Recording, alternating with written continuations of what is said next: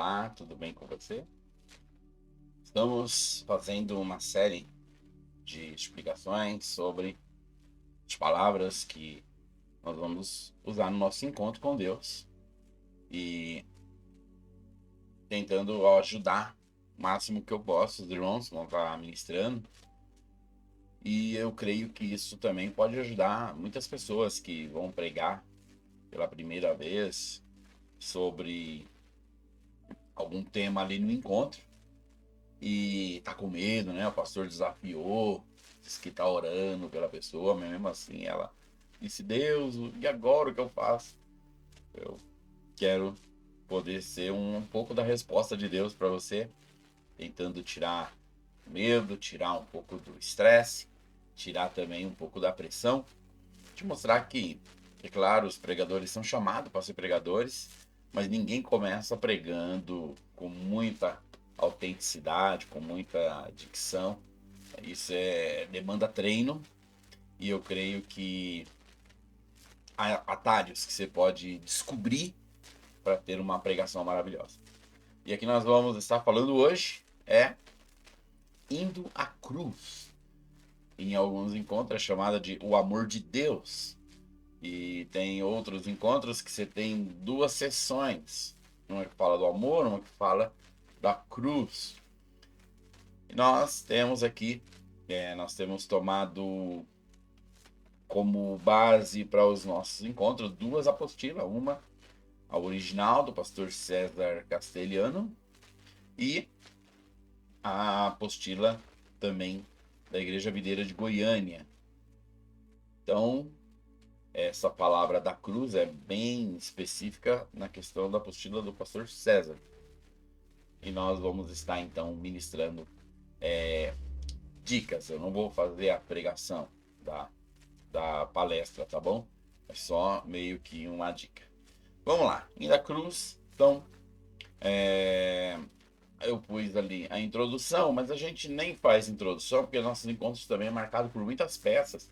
E eles fazem uma peça muito boa na palestra Linda Cruz, que é chamada de Everting, é um musical, e é muito assim, emocionante e tal. Então, a gente já pode começar sem a introdução, porque essas peças ajudam nessa questão. Ok, então, por que a cruz?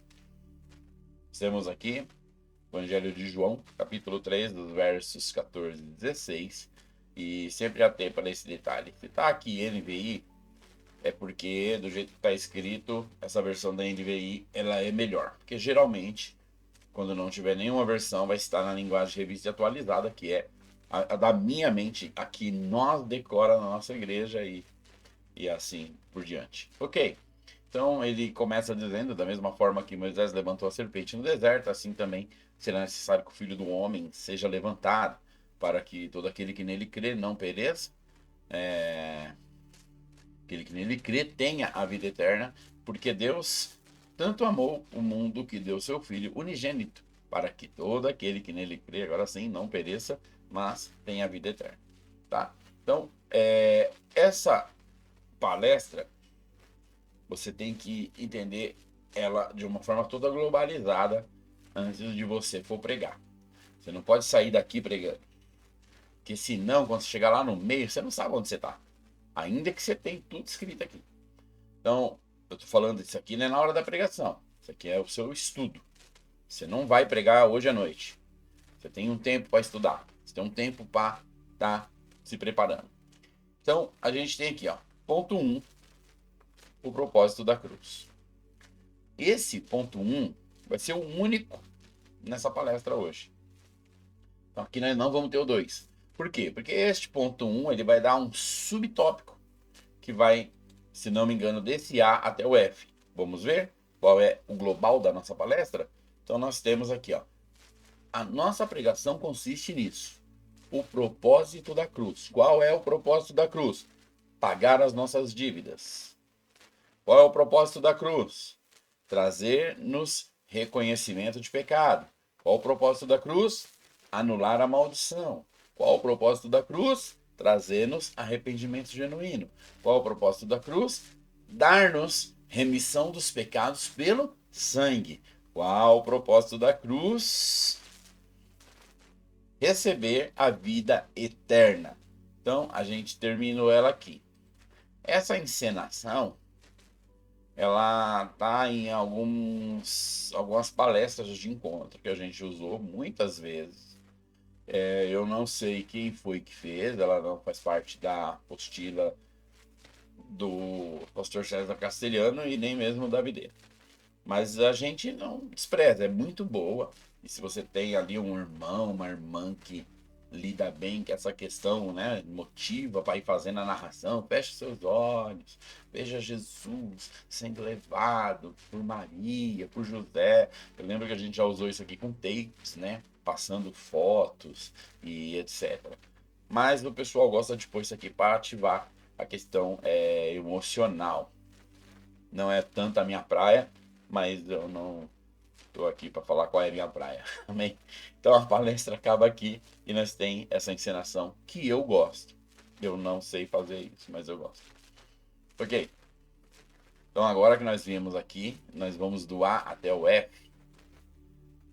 Deixa eu pôr de numeral aqui. 3, 4, 5, 6. Ok. Então nós temos a introdução. Deixa eu ver se tem introdução. Não, temos a introdução. Então nós temos 6 pontos corridos. 6 pontos para trabalhar. E esses pontos eles são muito didáticos. Todos são conclusivos. Você precisa entender isso quando você for fazer sua pregação. O que eu estou pregando aqui, passa de um para o outro, ele é autônomo, por exemplo, pagar as nossas dívidas. Isso aqui vai ficar resolvido? Ou eu vou precisar do próximo para poder esse aqui fazer o sentido maior? Nesse caso, não. Cada ponto aqui tem autonomia. Isso te dá uma dica que quando fluir muito a questão de um ponto dentro da sua pregação, você pode diminuir o tempo no outro. Ou você pode acrescentar um tempo em um. Só toma cuidado com esse negócio de acrescentar tempo, porque senão o tempo voa e você perde sua palavra. Ok, mas saber que cada ponto desse é autoconclusivo, ele não precisa estar passando para o outro, embora, é claro, no final, todos os 6 vai ter o mesmo propósito da cruz. Vamos lá. Então, o propósito da cruz é pagar as nossas dívidas. Como isso aqui é um ponto conclusivo, então você tem que se ater a tomar nota de tudo que está aqui. Não que você precisa ler tudo, mas tem que trazer tudo. Bom, talvez uma pergunta talvez a sua pergunta seja: qual dívida? Eu nunca entendi isso de fato. Por quê? Porque a gente está falando que a pessoa tem uma dívida, a gente está falando que as pessoas vão para o inferno. E ela fala: mas o que eu fiz? Gente, eu nasci. Ei, o que eu fiz? Né? Qual dívida? Aí a gente vai falar aqui, ó. Quero ler esse versículo, o versículo é esse, né? A alma que pecar, essa morrerá. E o filho não levará a maldade do pai, e nem o pai levará a maldade do filho. A justiça do justo ficará sobre ele, e a impiedade do ímpio ficará sobre ele. Agora, claro, aqui, você tem isso aqui, ó. Tá vendo aqui, ó? A alma que pecar, essa morrerá. Acabou aqui, você explicou. Se alguém falar, qual dívida? Você vai falar, o pecado. Tá aí, explicou. Agora vamos lá. A primeira coisa que a dizer é que não existe um homem sequer que nunca pecou. Todo mundo pecou. Todo mundo pecou, então todos devem morrer. Então vamos fazer uma análise. Qual análise? Entre os pecados. Os pecados grandes, pecados pequenos e por aí vai. Olha essa aqui, aí tá falando, olha essa matemática. Você tá entendendo? O seu ponto principal nesse tópico aqui é isso aqui. É falar essa pergunta. Vamos deixar verdinho aqui. Ó. Falar essa pergunta. Responder. Eu não vou pôr nem o texto todo. Responder com esse texto e explicar a matemática. Veja, aqui tá tudo que é mais importante nesse tópico. O propósito da cruz é pagar nossas dívidas. Talvez você ainda está por fora. Você pergunta, qual é a minha dívida? Versículo aqui, 20 de Ezequiel 18. A alma que pecar, essa morrerá. Porém, então, vamos lá. Zero pecado, você está livre, você está no céu, digno do céu. Zero pecado, digno do céu. A partir de um pecado, digno do inferno. Pode ser um. Acabou. Perdeu. Então você conclui isso aí. E nesse ponto de você estar fazendo essa palestra da cruz, já teve também aquele, né, aquela encenação lá que os dois irmãos fazem sobre a 11ª questão. E ali já conclui que todo mundo peca, que ninguém escapa. Então aqui na matemática não existe o zero pecado, tá bom? Só Jesus é o zero pecado. E ele veio levar os nossos pecados. Então todo homem está condenado ao inferno. Então você vem para o ponto 2. O propósito da cruz é trazer-nos reconhecimento de pecados. Então você já provou que todo mundo tem pecado. Agora você vai falar que ó, você precisa reconhecer. Não tem versículo, então você tem que ter muita atenção com relação ao texto. E aqui eu vou te dar uma dica legal. Ó, o reconhecimento dos nossos pecados será visto quando avaliamos os pecados dos outros. Porque temos a tendência de aliviar para nós e nossos entes queridos e sermos rigorosos para com os outros. É coisa assim, eu vou usar as mães, mas todo mundo faz isso, tá bom? Mas as mães é assim, quando as mães se reúnem para conversar e as suas crianças começam a brincar, ali essas crianças invariavelmente vão rir muito, vão correr muito, alguma vai chorar, alguma vai bater em alguma pode se machucar, e o que vai acontecer? Vai ser muito fácil que uma uma dessas mães ali diga, meu menino é quietinho, e ela vai ver que o dela fez errado, mas vai tentar passar um pano, vai acabar com a conversa, não, já tô precisando ir, já fiquei demais, porque é assim que é, certo? Então nós temos essa tendência. Mas a questão é essa que você vai propor aqui é o seguinte: antes de continuar, você vai falar assim: supõe-se que um pecado não é digno do inferno. Quantos você acha que precisa? Aí você pergunta pro pessoal: você acha que uma pessoa com um pecado e uma pessoa com 1000 pecados tem o mesmo merecimento de ir pro inferno? E aí você deixa ali a plateia ir pra razão, né? Não, com um pecado dá pra passar e tal, e vai naquela coisa, né? Aí você, beleza, então, vamos lá, vamos ver se o número de pecados é justo ou se ele pode ser uma grande mentira. O primeiro exemplo é esse. Alguém xingou a sua mãe 1000 vezes. Olha que pessoa desonrosa com a sua mãe. Xingou ela 1000 vezes. Porém, teve um que elogiou sua mãe. Mas teve só uma coisa que ele fez de errado. Ele matou sua mãe, deu um tiro nela. Não, só foi um pecado, pastor. Só deu um tiro. O outro xingou 1000 vezes. É assim? Percebe? Você começa a mexer com a galera. Eles começam a falar, meu, esse cara tá falando, essa pessoa tá falando. Então, o número de pecado, ele pode ser um negócio confuso. Confuso. Porque um xingou tua mãe 1000 vezes, mas o outro elogiou ela e matou. Esse é muito pior, é esse que você queria matar também, mandar. Você nem quer esperar Deus mandar ele pro inferno, você mesmo quer mandar. Então aí você pergunta, né, qual desses é o mais digno do inferno? Então, lembra que eu falei que aqui são pontos conclusivos? Porque ainda que um tá coligado no outro, essas explicações elas têm poder de transformar essas pessoas ali sozinho. Então por isso que você tem que ser bem criterioso. É como se você tivesse 6 porções. E não uma porção dividida em 6. Então não que você tenha que demorar. Mas que você tenha que tentar. Se você não conseguiu levar isso aqui com muita e muita empolgação e prendendo a atenção, não enrola, não volta no ponto. Passa para frente, porque você tem o terceiro aqui, propósito da cruz, que é anular a maldição. Aí aqui vem aqui. A maldição não tem nada a ver com você, ela é hereditária. Então, aqui Você já vai falar pra pessoa, olha, porque eu fui amaldiçoado, isso é injusto. Não, não tem nada a ver com você. Aí você vai ler esse versículo aqui, é claro que vai falar da maldição hereditária, é claro que isso aqui é para quem não nasceu de novo, e é claro que o nosso encontro é com a ímpio. Amém? Explicado tudo isso, vamos lá? Porque não dá pra gente explicar essa parte, né? Se você vai pregar no encontro, você já passou por isso. Aqui diz que os pecados do seu bisavô, do seu avô, do seu pai vai estar na sua vida. Você pode perguntar, se você tiver liberdade, você pode falar de você. Meu avô fumava, meu bisavô fumava, meu pai era uma chaminé e eu adorei fumar, mas o Senhor me libertou. Agora meu filho não fuma. Ou, se você já tiver um neto, meu neto não fuma. Mas se você não tiver, você fala assim, mas quando eu tiver, ele não fumar. Aí, claro, né? Você vai colocar a bênção em evidência, mas você vai explicar aqui essa maldição. E vai colocar aqui que existe, né, os demônios familiares dessa espécie de casta maligna que trabalha para que as pessoas pensem que é uma tendência familiar. São demônios por trás, passando uma ideia nas pessoas que é uma tendência.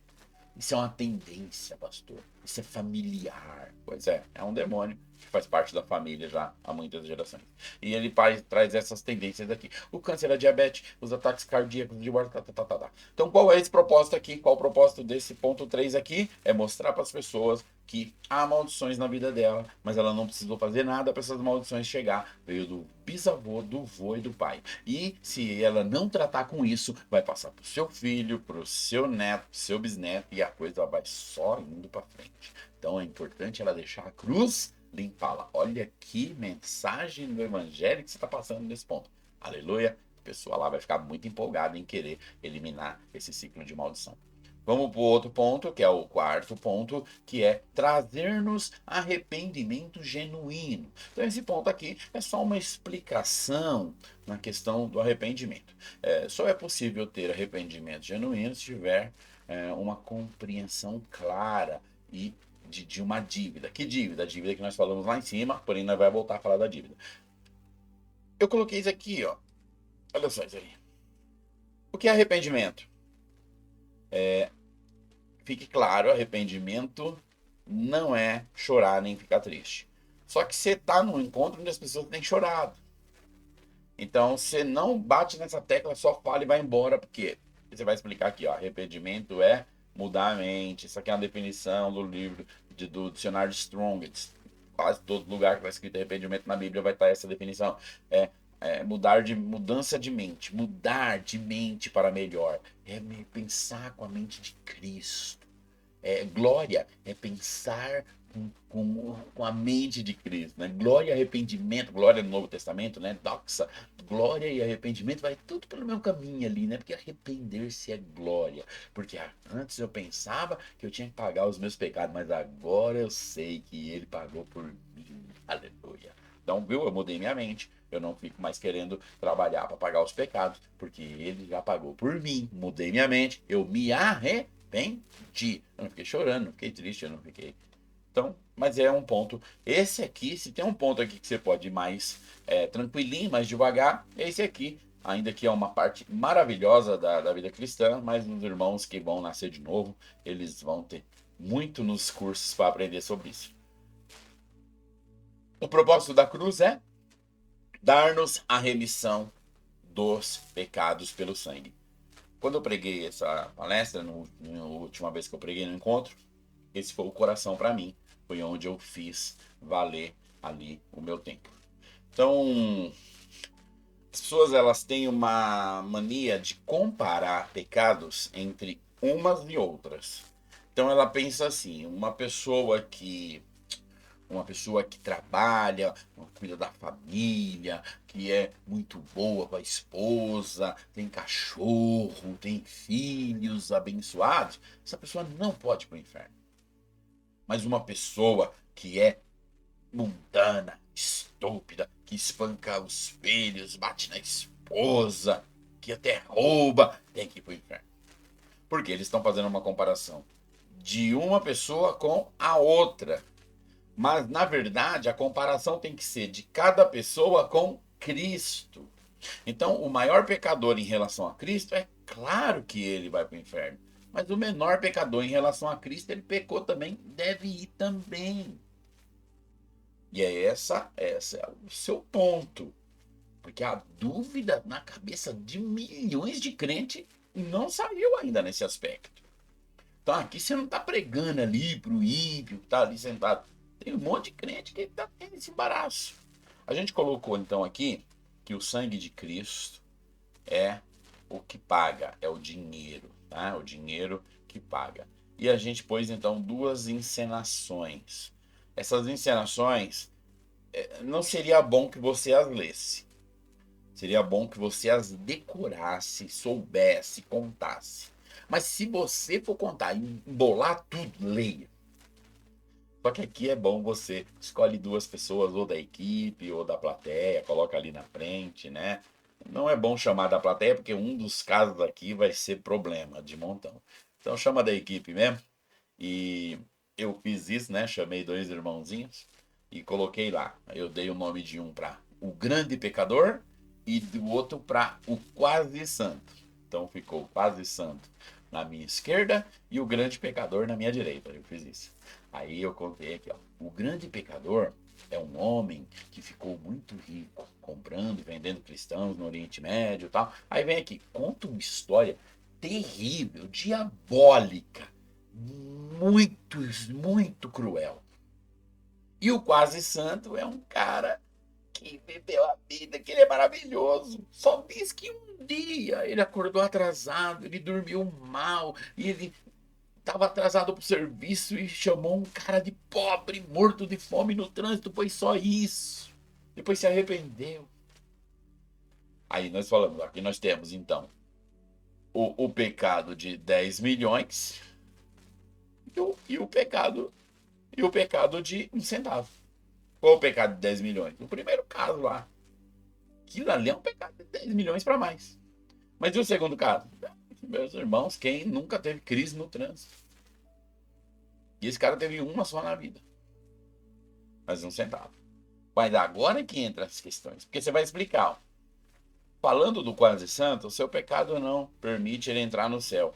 Mesmo que sendo esse pecadinho, porque ninguém consegue compensar a santidade de Deus. Ninguém entra no céu porque fez por merecer.